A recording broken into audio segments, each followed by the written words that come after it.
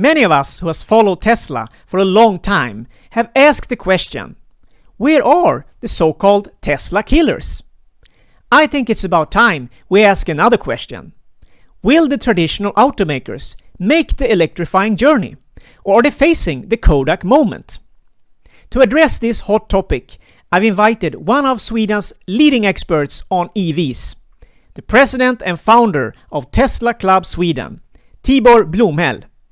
Join us for an inspiring conversation. This is the Evolution Show.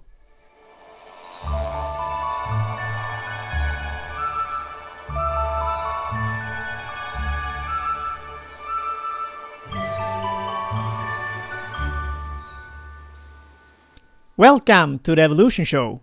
I'm your host, Johan Landgren. The Evolution Show is all about addressing some of the biggest challenges and opportunities of our time. In the previous episode, we talked about self-driving technologies with Anna Pernestål. Today, we're going to talk about the so-called Tesla killers. And we have invited back one of Sweden's leading experts on electric vehicles, Tibor Blomhäll. Welcome back. Thank you. Nice to be back. Yeah, you're the president and founder of Tesla Club Sweden. Yes. In the previous episode when you were here, we talked about debunking electric car myths about electric cars. And there's been, I think it was half a year ago something you were here? Something like that. Yeah. And so much things have been going on. It's hard to know where to start. But today I thought we could limit it a little bit to what's called the Tesla killers. Over the years, there has been myths about electric vehicles, and since Tesla is in the lead, they have been taking a lot of, critics, and most of the time it's not been based in facts, but a lot of talks, basically. So I thought we should address that, and also, of course, what's going on with Tesla and what's coming up this year. Some of the major stuff's coming up. So I thought we could start with the overall picture of the market. How would you describe the situation right now? If you look back at 2019, what's the trend you think for Tesla? 2019 was the year that Tesla proved itself. This myth about the old car manufacturers catching up and releasing electric cars that are far better than Teslas and so on. We've seen last year that it just doesn't work. The electric cars they produce and the electric cars they try to launch don't get the same hype as Tesla and don't get the same sales numbers as Tesla. Yeah. If we look at the overall picture, the fact is clear. You have Tesla, the three major models they have. Tesla Model S, the Tesla Model X, of course, and Tesla Model 3. Mostly the Tesla Model 3. Mostly the Tesla Model 3. So it's more or less just one car. Yeah. If you look at the graph, the Tesla produces much more cars than all the other manufacturers, and the BYD, BAIC, and SAIC are Chinese companies. Nobody heard about them outside of the country. So the ones people are talking about, Audi, BMW, Mercedes. BMW is on the graph, but Audi and Mercedes hasn't even come in top 10. No. And if you put together BMW, Volkswagen and Nissan, they still manufactured less electric cars last year than Tesla. Yeah, and it's quite remarkable. 70% of the overall market from just one manufacturer, which is Tesla. If you look at Tesla Model 3, it's of these 70% that Tesla have together, you have 14% from just Model 3. And that's electric cars and plug-in hybrids. Yes, good point. So, for example, you have the Mitsubishi Outlander, which has been really popular here in Sweden. It's a plug-in, and I think they only have going pure electric. It's like 50 kilometers or something. Yeah. So, it works in the city environment, sure, but as an overall car, if you want to use it, otherwise you have to have I mean, either you have to go on gas part of the time, or you have to have 2 cars basically. So yeah, but the overall trend is still that if you look at going back, I mean, I have a Tesla Model S. I've been driving since 2014. So I'm an early adopter, and you're also very early adopter. You had a Nissan Leaf for many years, and now you have a Tesla Model 3. Yep. And we have followed Tesla closely. When I got my car, you couldn't even go by supercharger. It wasn't available here in Sweden. So I really have seen the change. But what's really kind of ironic, I would say, is that Tesla Model S, the same kind of version that I have, the 85 kilowatt hour battery, you can't find any resemblance on the market that has the same range. So a 2012 Model S has still more range than any of the so-called Tesla killers, which is the theme of the day. You have the Audi e-tron and all of these cars people talked about over the year. But why? Why do you think that they haven't, been able to produce cars with that kind of range? I mean, let's compare Tesla as a company that all their energy they put into produce electric cars. That's the thing they do. And then you have legacy automakers who all their energy is put into producing plain old cars, really. And they have some small department that are developing electric cars.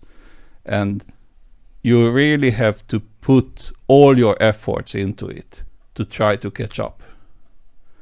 And the only car manufacturer who even realized that they are lagging behind, is Volkswagen. Volkswagen's chief executive Herbert Diess did say that we are lagging behind Tesla. We have to catch up.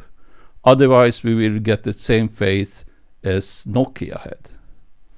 Nokia was the leading phone manufacturer, and when the technology shift to smartphones came, they didn't manage to make the shift to the new technology. Yeah. I know that both you and I think we like the phrase "show me the batteries." Yeah, show me the batteries. Yeah, and it's connected to obviously range also. Batteries and range come hand in hand. So many people, they talk about so-called Tesla killers. They're coming, but still they're not producing enough batteries for themselves. I think Tesla has around 50% of the lithium batteries for the cars on the global market, and they still have an issue with producing enough to reach the demand. Yeah. And show me the batteries is really not just about the battery manufacturing, because every time a car manufacturer tells the public that we have this brand new electric car, we will manufacture 50,000 or 100,000 of them, my first reaction is always, show me the batteries. Yeah. Where are you going to buy all these batteries from? And most of all, who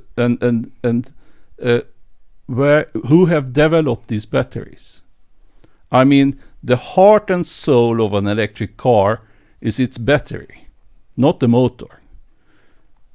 Well, the motor too, but the battery is the main component that defines how far you can go, how fast you can charge, how fast you can accelerate, how fast you can decelerate, and brakes too, and the handling of the car. Everything is basically depending on what batteries you are using. So just going out and buy some batteries from LG or whoever can produce them for you is not enough, because you can't get the volumes you want, because then you have to fight with everyone else manufacturers getting the batteries for your cars. And Audi already had problems getting enough batteries for their e-trons. And also, if if you are a legacy car maker, you look at the electric car and then you say, oh, it has an engine, it has a motor. Then we have to develop the motor in-house because that's the motor, the engine of the car. And the battery, we usually buy batteries from some other manufacturer for our regular cars. So let's buy the batteries from the same manufacturer for the electric car too. But that's not how it works. People say that the batteries for the Tesla Model S and X are manufactured by Panasonic. Yeah, that's kind of true, but Tesla has lots of patents about those batteries, and the batteries has been developed by Tesla and Panasonic together. So Tesla has an immense knowledge about the batteries in their cars, not just buying some, we can buy some batteries from LG or whoever will sell them to us. Yeah, and I think that's something that people don't really realize, that it takes time, as you said, and they have for many years worked on. You have J.B. Strobel, which is a fantastic engineer, and we're going to come back to that because they have acquired several companies the last year, and one of them is Maxwell, obviously. But let's go back to the factory, because one of the major news this year, last year, was the Shanghai battery factory. Yeah, and you can see it here. Well, it looked like this 1 year ago. Yeah. In January of 2019, it was just an empty field. Yeah. And then Elon Musk flew over to China, and they made them some kind of a stage, and he said that in 1 year we will produce electric cars here. And everybody laughed. You can't build a car factory in 1 year. Well, in China you can. Just 1 year later, the factory was finished. The rest is still empty field, but the factory was finished and actually manufacturing cars, and they have delivered cars to Chinese customers. And one more interesting thing is that this is the first car company by a non-Chinese, a car plant by a non-Chinese car company in China. Because if BMW or Audi or somebody else wanted to build cars in China, they had to have a joint venture with a Chinese company. And Tesla is the first company who were allowed by the Chinese government to build their own factory without any Chinese joint venture. Yeah. And this factory, it was finished in 10 months. Yeah. So that was ahead of schedule, which is also kind of fun when you talk about Elon time, but it's fantastic. It was Elon finally found a country that can catch up with his time schedules. Yeah. We should also, I think, mention that Tesla is collaborating. It has been, at least until now, with Panasonic. They're still working together on the Nevada factory, I think. The Gigafactory in Nevada is a joint venture between Tesla and Panasonic. Yeah, and this new one, actually, they are building on, with the help of the Chinese, of course, but on their own.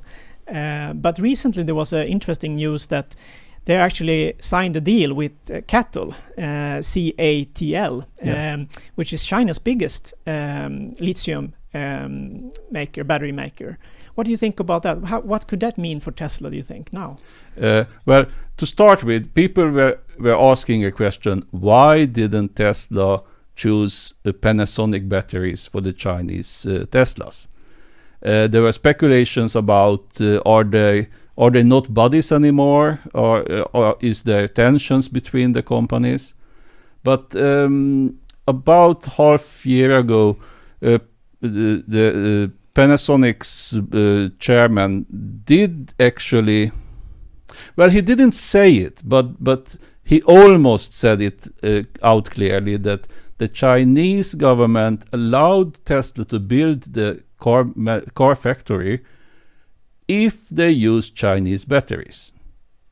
So it's not a joint venture, the company, but they were supposed to buy Chinese batteries for the cars. So that's why they joined up with CATL to get the batteries from. I was thinking it could be something like that. That's a smart move. Yeah. But it's a win-win, of course, for Tesla as well. I thought more about, when I thought about cattle, that they need more batteries. So why not they get... Actually, Panasonic do have battery factories in China, but it was also an issue of volumes. We can, but super interesting. So of course it has meant a lot, and it's also, I think, when we talk about Tesla killers, or we talk about the stock for that matter, which has had a roller coaster last year, and then a rocket ship this year. At the end of the year it was a rocket ship, and until today basically, and we are recording this on Wednesday. Wednesday the 5th of February. So, this has been a roller coaster, but I think it's sort of been a shift now. When people heard, and all, both investors and regular people heard, that actually they could finish this on time, or ahead of time even. And in the biggest market, which China is, both for EVs and all the cars. I mean, the Chinese factory was really the way Tesla could show the world that, yes, we know what we are doing. We can build a factory, we can expand beyond these walls of our current factory in Fremont. It's really been interesting to follow. Another major news, we're back with a basically empty picture. Could you tell us what this is? This is the location for the European factory outside of Berlin. It's not an empty field, it's a forest. They did have some image issues, that you have to cut down the forest to build the factory, but Tesla will plant twice as much trees in a location nearby to compensate for it. They did found some unexploded bombs from the Second World War that they are currently defusing, and this area is actually a place where BMW wanted to build a car factory. So all the paperwork was finished, and all the legislation for building a car factory here was finished, and then BMW backed out. They no longer wanted to build a factory, so Tesla came in, all the paperwork is done, the forest is there, you just have to cut down the trees and build a factory. To be honest, I don't think they will have the same speed in Europe as they had in China. But the plan is to build a main factory. If you look carefully, you can see that it's 4 factory buildings that are mirror image of one of the other. Probably they will build the Tesla Model 3 and the Tesla Model Y there. And we don't know if those other 2 lines will also produce Model 3s or some other future models. Interestingly, there is also an area called cell manufacturing. So they do plan to manufacture the battery packs and the batteries on site. And I think for outsiders, and even for people who are following Tesla, I think it's interesting. If you look at the Fremont factory, it's very complicated. It wasn't built for Tesla. They built it. They bought it from the GM and Toyota. So the buildings are spread out in a really big area. It's really a quite old factory building.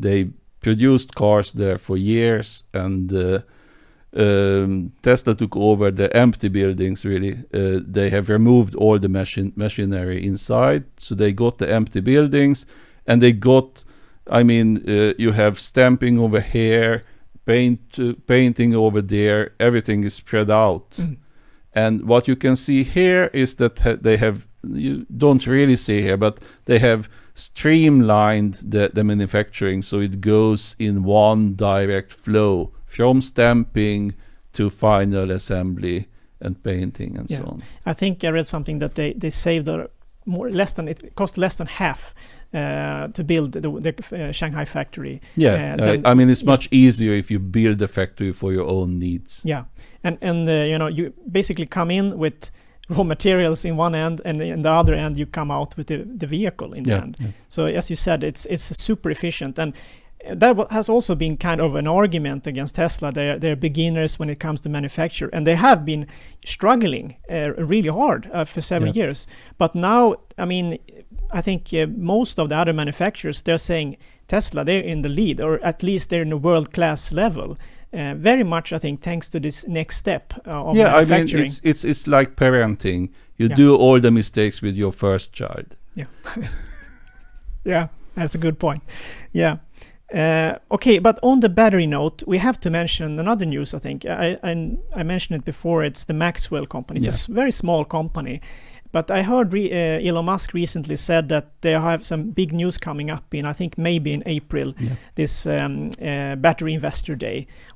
And it's a small battery company. What do you think they could contribute? What could be some of the benefits they get from Maxwell? Well, Maxwell is not really a battery company. Maxwell is a supercapacitor company, and that has confused a lot of people. Is Tesla going to put supercapacitors into their cars? What are they doing? Why are they buying this company? But Maxwell also has streamlined their manufacturing process and made some innovations that makes making supercapacitors and batteries cheaper, and a more streamlined process, easier chemicals involved, etc.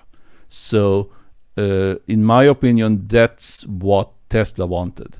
They wanted to streamline the battery production. Yeah, and of course there's some news you have to mention this year. One of the absolute big ones was the Cybertruck. Yeah, that's a big one. It was a big one in many ways. Yeah, the pickup. What could you you were there actually. I was there at the event, and let me say it this way: when the Cybertruck came on stage, everybody just stopped breathing. I mean, it's brutal. You don't really see in pictures how mean looking that vehicle is. No paint, just steel. It looks like you carved out from one solid steel block, and it's just crazy. And still, it handles like a sports car, and you have it's spacious inside. And you have all the stuff with the autonomy, etc. So it was, if they didn't really make just a pickup truck with a different drivetrain inside. They rethink everything about what a pickup truck is. Yeah. My take on that was, first it was a bit weird, but then you realize it's just another PR stunt, you could say, indirectly, because everyone was talking about it, whether they liked it or not. Mm-hmm. And I mean, recently there was this talk, coming back to Tesla Killers theme here, is that they have the Super Bowl game in the US, the American football game. And they paid, I think, $5 million for 30 seconds commercial. And we had BMW, I think, and there were Volkswagen, there were Porsche, yeah. And then you think about us sitting here on YouTube talking about Tesla, and there are so many others doing the same thing. Every time you sit on a kind of a meeting with guys or girls talking about cars, they talk about Tesla wherever you are. And it's kind of free marketing. And everybody talks about Tesla, even people who don't talk about cars. Yeah. Especially everybody talks about the Cybertruck. Yeah. I have to be honest with you. 1 year ago, when we did know that Tesla will show the Tesla Model Y, the SUV, and they will show the pickup truck. And in Europe, pickup trucks are really dead. Nobody buys pickup trucks in Europe, except if you are a carpenter. So 1 year ago, everybody was, well, at least I was thinking, the Model Y will be a huge thing here, and the pickup truck, well, it's good for the Americans, but we didn't even know if are they going to sell this pickup truck here in Europe. And it turned out exactly the opposite. When they showed the Tesla Model Y, everybody was just meh. What's this? It's like a Tesla Model 3, but a bit bigger. So what? And then they showed the pickup truck, and everybody in Europe went crazy over it. And because it doesn't look like a pickup truck. It looks like a tank. Yeah. You don't buy a pickup truck in Europe, but they do buy Hummers and muscle cars and big cars in Europe. And this one looks like a hatchback or something like that with > 2. Yeah. And when you look closer, I think, for me and for many people in Europe, I think it's too big for your practicality. Yeah, definitely. You won't find a parking place in Europe. No. But still, you make your parking place. Yeah, but as a niche or in certain areas, let's see, in rescue vehicles, in some building companies, security. There are many different areas you could use it. But also for me, if you take a step back and think about what it actually provides, probably they will have some form of vehicle to grid. I am assuming some form of technology like that. You have or actually they already have that. I know, because you have the power outlet they showed, so you can actually charge things with it. And you have plenty of space, obviously, and things like that. It will be a great camper. Yeah, perhaps. Yeah, exactly. And if it's used like that, then okay. Then I think it's okay.